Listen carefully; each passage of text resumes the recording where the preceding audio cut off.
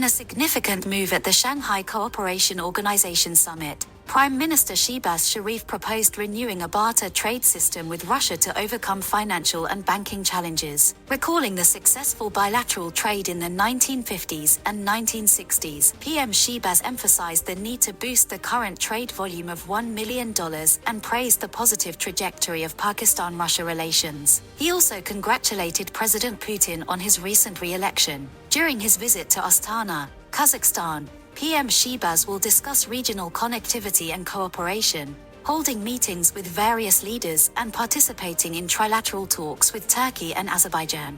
His delegation includes Deputy PM and Foreign Minister Ishaq Dar and other officials. In economic news, Pakistan is on track to finalize a staff-level agreement with the International Monetary Fund for a bailout exceeding $6 billion this month. State Minister for Finance Ali Pervez Malik announced that all IMF requirements in Pakistan's annual budget have been addressed, paving the way for approval. The ambitious revenue targets set in the budget aim to secure IMF loan approval, despite domestic discontent over new taxes. Malik expressed confidence in surpassing the $6 billion mark, pending IMF validation.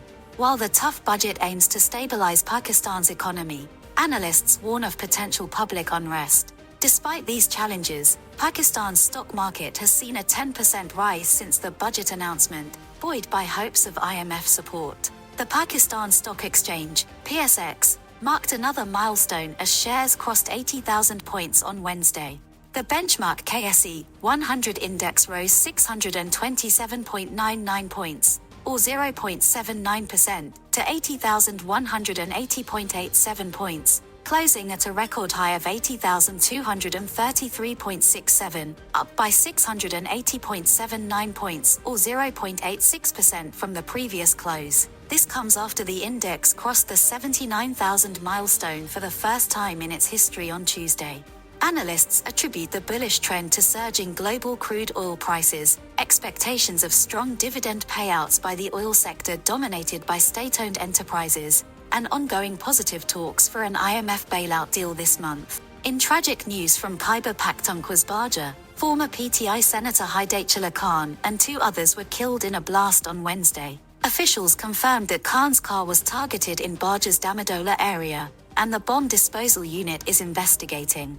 Hidayatullah Khan, who joined PTI in 2018, served as an independent senator from March 2018 to March 2024. He had recently submitted a Senate resolution highlighting the increase in attacks on candidates and urging a delay in general elections due to security challenges. In Gaza, 3 people were killed by Israeli army drones in Gaza City's Tel Al-Hawa neighborhood. The bodies were transported to the Baptist Hospital, as reported by Palestine's Wafa news agency. The Gaza Health Ministry reports that since October 7, at least 37,953 Palestinians have been killed and 87,266 injured in Israel's war on Gaza. In the past 24 hours, 28 Palestinians have been killed and 125 injured. Many victims remain trapped under rubble or in areas inaccessible to rescue teams. Almost all patients in the European Gaza Hospital and the Red Cross Field Hospital have fled following Israeli military evacuation orders for the surrounding area in southern Gaza. The World Health Organization noted that 270 patients and medical staff evacuated on Monday, with more patients evacuated on Tuesday. Only 3 patients remain at each hospital. The insecurity around hospitals and lack of access to essential supplies have severely impacted operations. Israeli President Isaac Herzog emphasized the government's duty to return Israeli captives held in Gaza by Hamas and other groups. He stated on X that the entire nation supports a hostage deal and called for continued efforts to return the abductees. Talks between Israel and Hamas over a deal to end the war and return captives have stalled, with both sides blaming each other for the deadlock. Spokesperson for the Al-Quds brigades claimed that several Israeli captives have attempted suicide due to frustration over their treatment and neglect by the Israeli government. This follows an operation last month where Israeli forces killed over 270 Palestinians in the Nuseirat refugee camp while attempting to free Israeli captives. In northern Israel, air raid sirens sounded, indicating possible rocket fire from Lebanon. This follows a statement by the Lebanese group Hezbollah, claiming they targeted the Israeli army's al-Malikiya site. Al Jazeera reported that a Hezbollah military commander, Mohammed Nima Nasser, was killed in an Israeli raid in southern Lebanon. In a separate incident, 2 people were wounded in a stabbing attack in a shopping mall in northern Israel's Carmel area. Israeli police called it a suspected terror attack and neutralized the attacker. Hamas described the attack as a natural reaction to Israeli actions in Gaza and the West Bank. Peace Now, an anti-settlement watchdog, reported that Israeli authorities approved the largest land seizure in the occupied West Bank in over 3 decades. This recent appropriation involves 12.7 square kilometers of land. Peace Now criticized the move, stating it complicates the possibility of peace and a political settlement for a future Palestinian state. Lastly, discussions are ongoing between Israel and the United Nations about deploying Elon Musk's SpaceX Starlink system in Gaza to resume food distribution securely. Israel has expressed concerns about the system being used by Hamas for undetected coordination of attacks and has requested guarantees from the UN to remotely disable the terminal if necessary.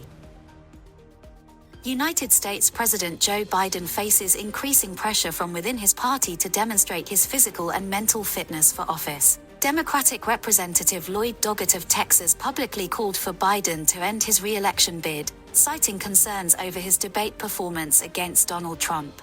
Doggett referenced former President Lyndon Johnson's decision to withdraw under different circumstances from the congressional district he once represented. Representative Marie Gluesenkamp Perez of Washington expressed belief that Biden's debate performance would cost him the November election, while Representative Jared Golden of Maine indicated a perception that Trump would win.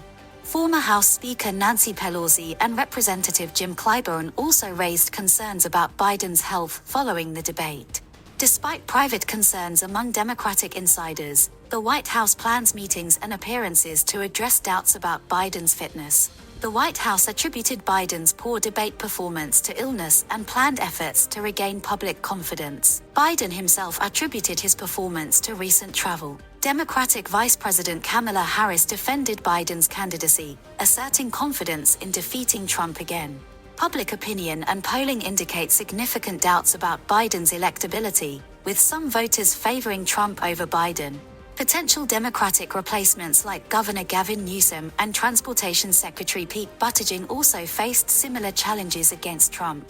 Despite these challenges, Harris reaffirmed Biden as the Democratic nominee, emphasizing their determination to defeat Trump in the upcoming election.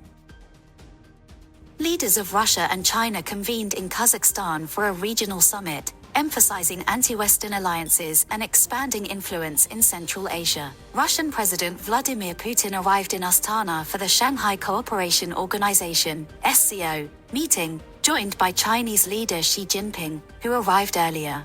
Moscow and Beijing have strengthened political, military, and economic ties since Russia's invasion of Ukraine.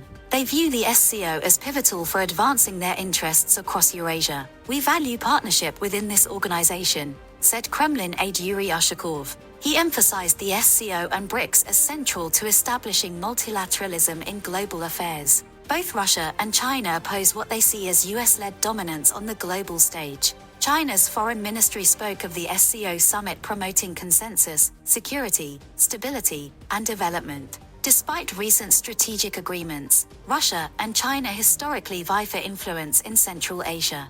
The region's ex-Soviet states have ties to Russia, yet China's economic power and investments challenge Moscow. Central Asia is critical to China's Belt and Road Initiative, facilitating trade between China and Europe. Russia's actions in Ukraine have prompted other powers to seek influence in traditionally Russian-aligned regions. The SCO includes Kazakhstan, Kyrgyzstan, Tajikistan, and Uzbekistan, with India, Iran, and Pakistan as members. Discussions include 14 dialogue partners like Turkey and Gulf states. In addition to summit sessions, Putin plans bilateral meetings, potentially with Turkey's President Recep Tayyip Erdogan, amid Turkey's mediation efforts in Ukraine. Belarus, a close ally of Russia, is expected to join the SCO, while UN Secretary-General Antonio Guterres will address the summit. In India, survivors of the deadliest stampede in over a decade recounted the chaos of being crushed at an overcrowded Hindu religious gathering that claimed 121 lives. Police reported more than 250,000 attendees at the event in Uttar Pradesh, exceeding the permitted 80,000. The aftermath revealed discarded clothing and lost shoes strewn across a muddy field beside a highway. Witnesses described people tumbling down a slope into a waterlogged ditch, overwhelmed as everyone tried to leave at once. Women, children, and one man were among the victims. Authorities suggested the stampede began when worshippers rushed to collect soil from the preacher's footsteps, with some attributing panic to a dust storm. Many were overcome by the crowd's force and unable to move, leading to tragic consequences. The State Disaster Management Center confirmed the death toll of 121 people on Wednesday morning.